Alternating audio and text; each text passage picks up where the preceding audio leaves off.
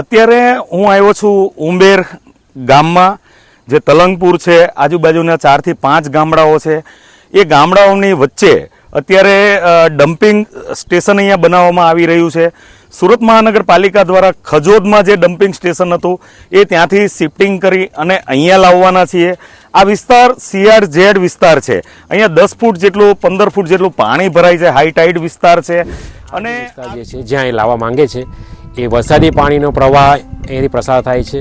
પછી હાઈ ટાઈડ જે CRZ જે છોડી છે જે જગ્યા હાઈ ટાઈડ માટે એના માટે રિઝર્વ ઝોન, એમાં સંપૂર્ણ રીતે એ પાણીમાં ગરકાવ થઈ જાય છે. આ જમીન લગભગ રસ્તા ઉપરથી એ 20 ફૂટ પાણી જાય છે.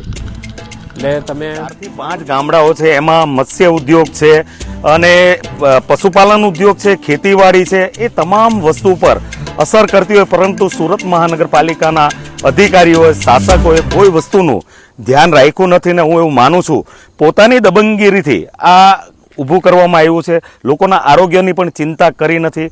હું એવું માનું છું કે આ તમામ વસ્તુ ધ્યાને લઈ અને આના નિર્ણયો